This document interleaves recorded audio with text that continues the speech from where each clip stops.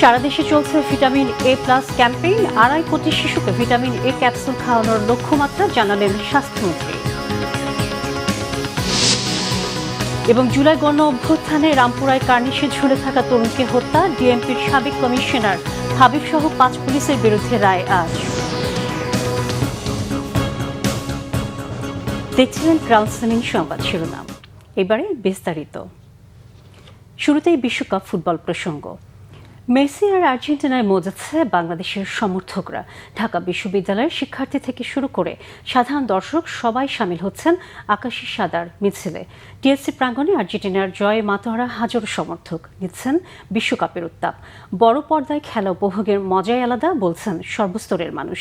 আর্জেন্টিনার জয়ের পাশাপাশি বিশ্বকাপে মেসির সর্বোচ্চ 19 গোলের রেকর্ডে দর্শকরা ভেসেছেন আনন্দের বন্যায়। ওমর ফারুকের report. Greatest show on earth বিশ্বকাপের আরেক নাম।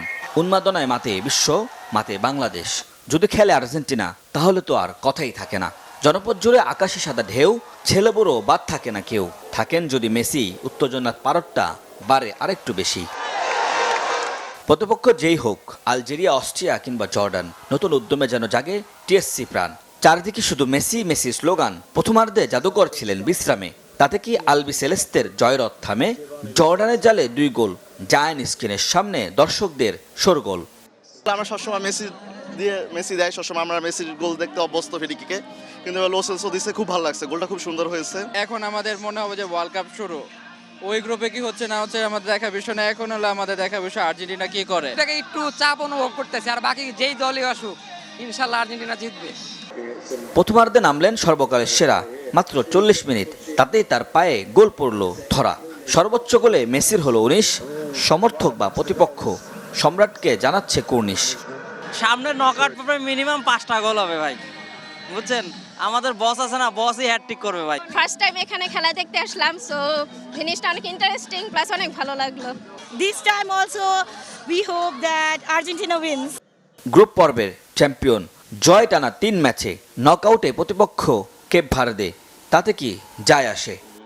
যেহেতু পর্তুগাল, ব্রাজিল এইসব টিম আর্জেন্টিনার সামনে কিছু না, সেহেতু এইসব জর্ডান আমরা জানতাম আমরা জিতবো 100 এটা। আলহামদুলিল্লাহ অনেক ভালো, আমরা গ্রুপ চ্যাম্পিয়ন। শুধু গ্রুপ চ্যাম্পিয়ন না, আমরা বিগত দিনে বিশ্বকাপ চ্যাম্পিয়ন, এবারও আমরা চ্যাম্পিয়ন হব ইনশাল্লাহ। অনেক ভালো লেগেছে, অনেক আনন্দিত। ভক্তরা মেসির হাতে দেখছেন গোল্ডেন বল কিংবা বুট, আর আর্জেন্টিনার হাতে শিরোপার মুকুট। ওমর ফারুক, বাংলা ভিশন, ঢাকা। এবারে অন্যান্য প্রসঙ্গ। দেশব্যাপী শুরু হয়েছে ভিটামিন এ প্লাস ক্যাম্পেইন কার্যক্রম। সকালে শাহবাগে আবু সাইদ কনভেনশন সেন্টারে এই ক্যাম্পেইনের উদ্বোধন করেন স্বাস্থ্যমন্ত্রী সর্দার মোহাম্মদ সাখাওয়াত হোসেন। তিনি জানান, দেশজুড়ে 2.60 লাখ লাল ও নীল রঙের ভিটামিন এ প্লাস ক্যাপসুল খাওয়ানোর লক্ষ্যমাত্রা নির্ধারণ করেছে সরকার।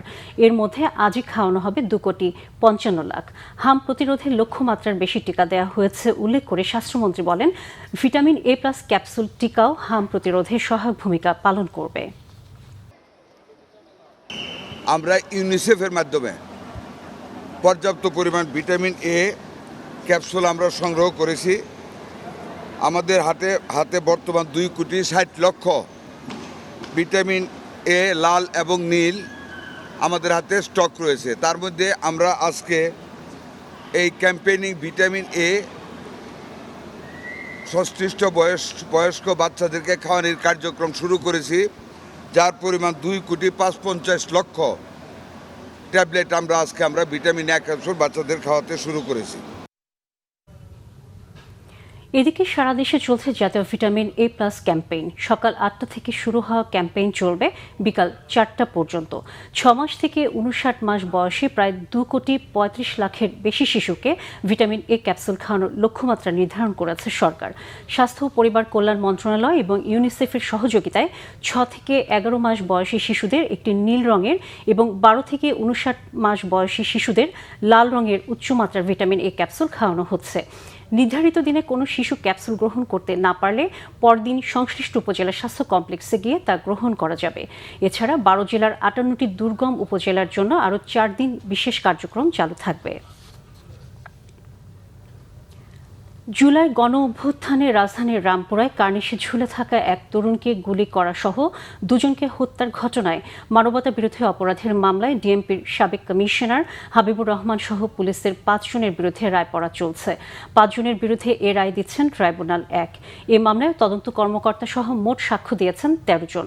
এই মামলার 5 আসামিরই সর্বোচ্চ শাস্তি চেয়েছেন চিফ প্রসিকিউটর আমিনুল ইসলাম। উভয় পক্ষের যুক্তিতর্ক শেষে রায় ঘোষণার জন্য 28 জুন দিন নির্ধারণ করেন ট্রাইব্যুনাল। গত বছরের 23 অক্টোবর এই মামলার সূচনা বক্তব্য উপস্থাপন ও প্রথম সাক্ষীর জবানবন্দির মধ্য দিয়ে এই মামলার বিচার শুরু হয়। 2024 সালের 19 জুলাই বিকালে কর্মস্থল থেকে বাড়ি ফেরার পথে রামপুরায় পুলিশের এলোপাথারি গুলি ও ধাওয়া খেয়ে নির্মাণাধীন ভবনে আশ্রয় নেন আমির হোসেন। তাকে পরপর 6টি গুলি করে হত্যা করে পুলিশ। দর্শক, এই ছিল এখনকার মতো। পরের সংবাদ দুপুর 2টায়। এর আগে একটা রয়েছে নিউজ টপ 10, দেখার আমন্ত্রণ রইল। এছাড়া বাংলাভিশন সংবাদ ও সংবাদ সংশ্লিষ্ট অনুষ্ঠান দেখতে ভিজিট করুন www.bpnews24.com ও facebook.com/banglavisionnews এবং সাবস্ক্রাইব করুন youtube.com/banglavisionnews। সাথে থাকার জন্য ধন্যবাদ সবাইকে।